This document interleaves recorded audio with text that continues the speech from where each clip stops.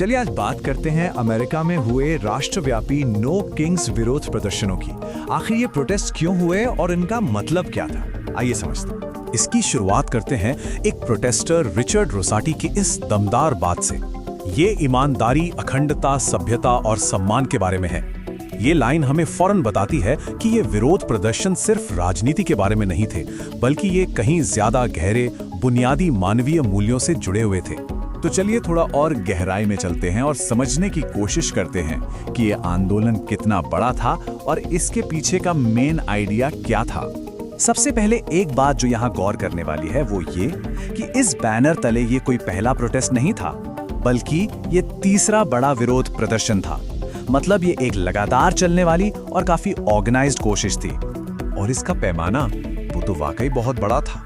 सोचिए, एक ही शनिवार को पूरे देश में 3000 से भी ज्यादा अलग अलग इवेंट्स हुए। ये एक जबरदस्त कोऑर्डिनेशन दिखाता है। मतलब ये कोई एक दो शहरों की बात नहीं थी, ये आंदोलन पूरे देश में फैला हुआ था। सभी 50 राज्यों में इसके कार्यक्रम हुए। अब इस आंदोलन का नाम ही अपने आप में बहुत कुछ कह देता है, नो किंग्स। इसका सीधा सा मतलब है कोई राजा नहीं। ये इस सिद्धांत पर आधारित है कि कोई भी, यहाँ तक कि देश का राष्ट्रपति भी, कानून से ऊपर नहीं है। और यही इस पूरे विरोध की नींव थी। ठीक है, तो अब सवाल ये उठता है कि वो कौन से खास मुद्दे थे, वो कौन सी शिकायतें थीं जिनकी वजह से हजारों लोग सड़कों पर उतर आए। तो प्रदर्शनकारियों की जो सबसे बड़ी चिंताएं थीं वो कुछ इस तरह थीं। राष्ट्रपति की शक्तियों का जरूरत से ज्यादा बढ़ना, इमिग्रेशन को लेकर बहुत ही सख्त नीतियां, कांग्रेस की मंजूरी के बिना ईरान में युद्ध छेड़ देना और कुल मिलाकर कानून के शासन को नजरअंदाज करना। देखिए, यहाँ बात सिर्फ बड़े बड़े सिद्धांतों की नहीं थी। प्रदर्शनकारियों ने इन विचारों को असल सरकारी एक्शन से जोड़ा। उन्होंने कहा कि जब बिना किसी कानूनी प्रक्रिया के लोगों को देश से निकाला जाता है या जब कांग्रेस से पूछे बिना मिलिट्री एक्शन लिया जाता है, तो यही तो कानून का उल्लंघन है। लेकिन ये विरोध सिर्फ सिद्धांतों की लड़ाई नहीं थी। इन नीतियों का लोगों की रोजमर्रा की जिंदगी पर जो ठोस असर पड़ रहा था, वो भी एक बहुत बड़ी वजह थी।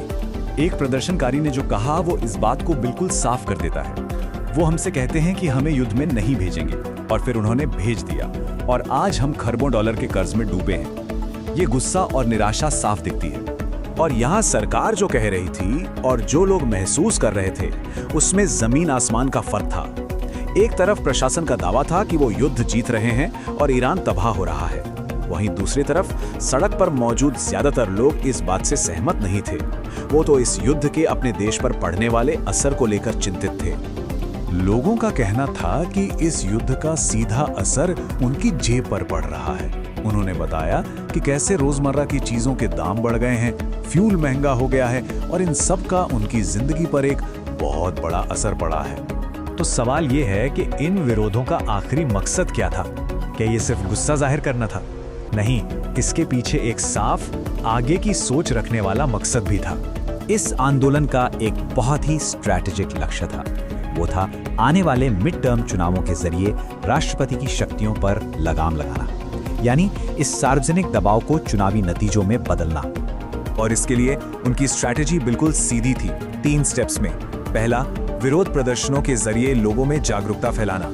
दूसरा, कांग्रेस में डेमोक्रेटिक पार्टी के सदस्यों की संख्या बढ़ाना। और तीसरा, इस तरह सत्ता के राजनीतिक संतुलन को बदलना। ये सब कुछ हमें एक बहुत ही अहम सवाल पर लाकर खड़ा कर देता है।